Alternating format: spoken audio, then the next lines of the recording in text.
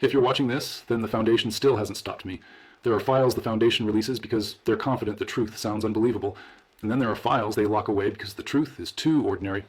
Tonight isn't about something cosmic. No gods, no reality-ending anomalies, just biology and greed. SCP-939 is publicly described as a hostile species of predatory organisms capable of mimicking human speech. Most people know them as the voice mimics, creatures that lure prey by crying for help in dark hallways. That's the version you're allowed to know. What you're not supposed to know is why they're still alive at all. My name is Dr. Marcus Zane, former head of security, former head of research, and apparently still in possession of clearance I was never officially stripped of. For the past 2 months, I've been accessing biological containment Area 12. Quietly, no alerts, no flags. Someone forgot to close a door and I walked through it. Tonight, I'm opening the files they buried. This is SCP-939. Let's start with what's on the wiki. SCP-939 is a species of large quadrupedal organisms.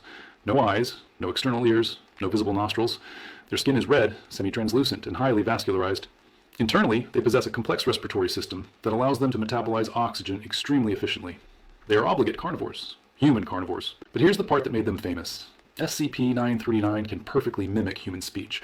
Not just words, tone, cadence, emotion, panic, fear, familiarity. Recordings show them using phrases like, "Is someone there? Help me. I'm hurt. Please, I can't see."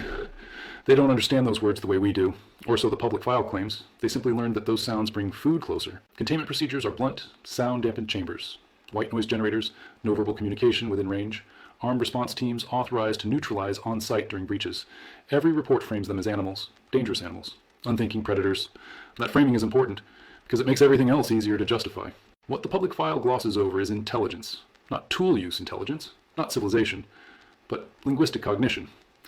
SCP-939 doesn't just mimic sounds, it understands context. In controlled tests you'll never see released, instances modified their phrasing based on response time. They adjusted emotional tone when prey hesitated. They abandoned phrases that failed. That's learning. More than that, they recognize individual humans by voice alone. They remember patterns. They anticipate behavior. And then there's this. SCP-939 instances can recognize themselves. That information is buried in an addendum that was downgraded, reclassified, and finally sealed after an ethics committee objection that went nowhere. You don't erase evidence like that unless it threatens a policy or a profit stream. Here's where I step out of the footnotes and into the room. My veil doesn't just translate language, it mediates intent. When I entered biological containment Area 12, I did something no one else has ever done. I spoke to SCP-939 in their modality.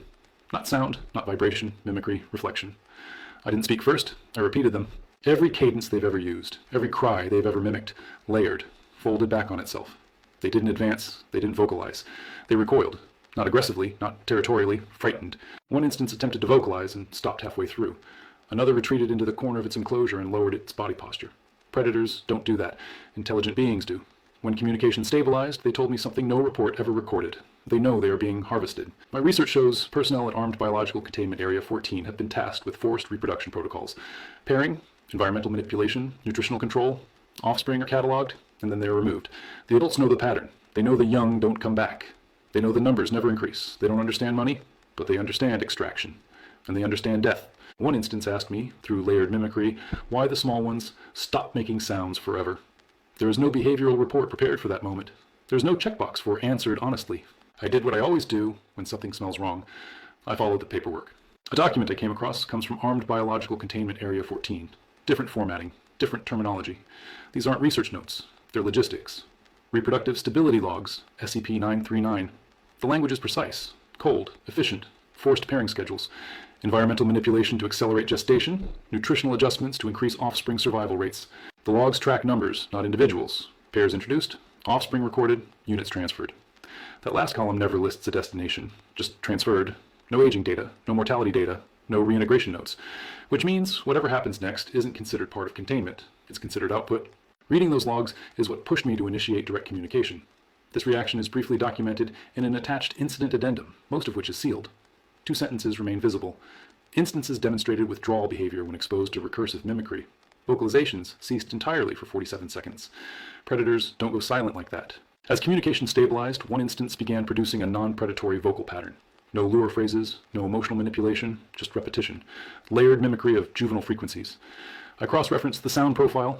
Those frequencies matched offspring recorded in the reproductive stability logs. Offspring that had been transferred and never returned. Buried beneath the logs is an ethics committee memorandum sealed by O5 order. Only the opening paragraph remains readable. The committee raises objections to the reproductive protocols, citing measurable indicators of psychological distress in adult SCP-939 instances. The phrase they use is rare. Evidence suggests sapient-level distress. That phrase alone should have frozen operations. The recommendation was immediate suspension pending review. The oversight response is one sentence long. Denied. No justification. No counterargument. Just authorization to proceed. The final documents explain why. Material transfer invoices, not research requisitions. Invoices, SCP-939 blood plasma, listed by volume. Hemoglobin variants, neural tissue substrates. The recipients aren't Foundation labs. They're shell companies. Biomedical startups with no staff, defense contractors with no products. The blood of SCP-939 is valuable. Its oxygen binding efficiency, its adaptive neurological properties, its regenerative enzymes.